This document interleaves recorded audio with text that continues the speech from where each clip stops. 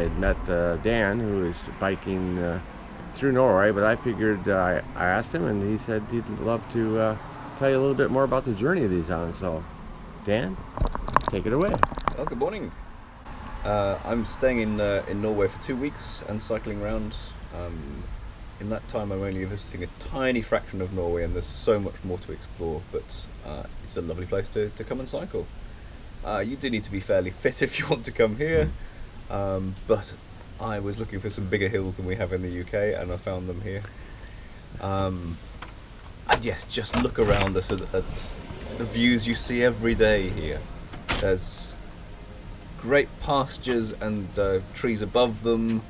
There's high mountains up to 2,000 meters and more in places. You've got fjords stretching right deep into the country. And peaceful roads. I can't remember the last time a car went past us. There is some traffic, but it's fine to use the roads here. And just really like seeing a bit of Norway at the sort of pace a cyclist goes at. You're not rushing past everywhere. You've got time to take in what's around you. And when you get somewhere, you get the feeling that you're the person who's done it. So what's I've noticed since we've been here about a week now, and we were up in Jotunheim National Park, and one of the corners we rounded when we were walking and stuff is just like wow, what a sight. What kind of wow moments have you had so far cycling? I suppose really the sudden views you get when you like you say, when you turn a corner.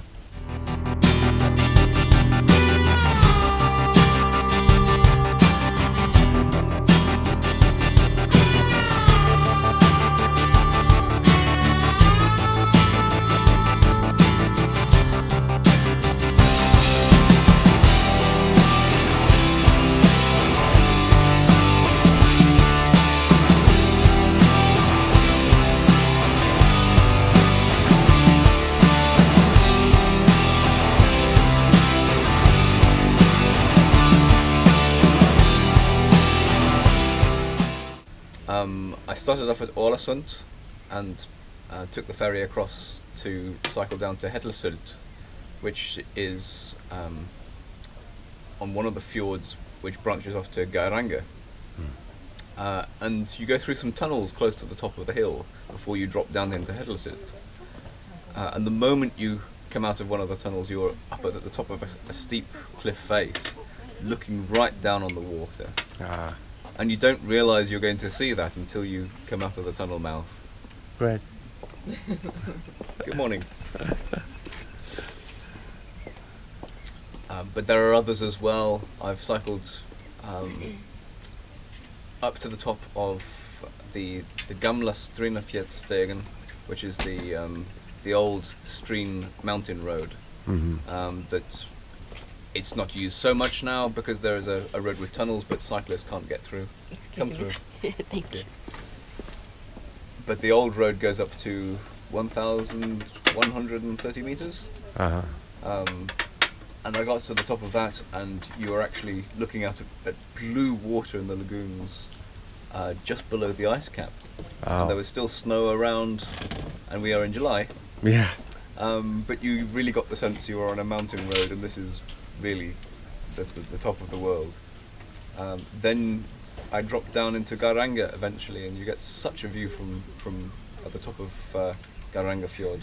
If I'd had more time, I would have gone up to Dalsniba, which there is a road up to go up to about 1,500 meters and look down over Geiranger Fjord.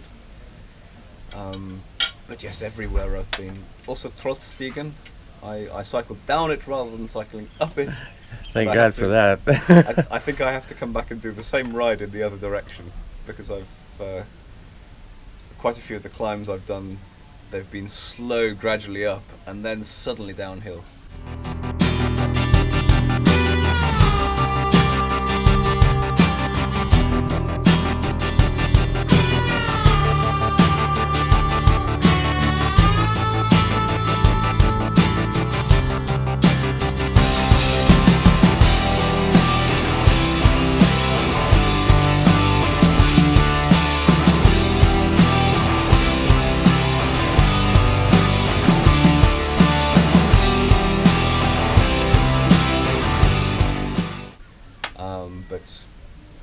I've done some steep climbing as well, but we have our hills in the UK are smaller roads. They don't go up to as high. You can get up to 650 meters maybe in the UK on our roads, but we do have steeper roads than here, and that's what I've been practicing on.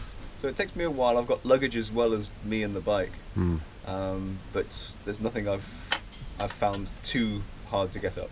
But the weather has been very kind. I'm sure it's not always like this. Not in summer, certainly not in winter.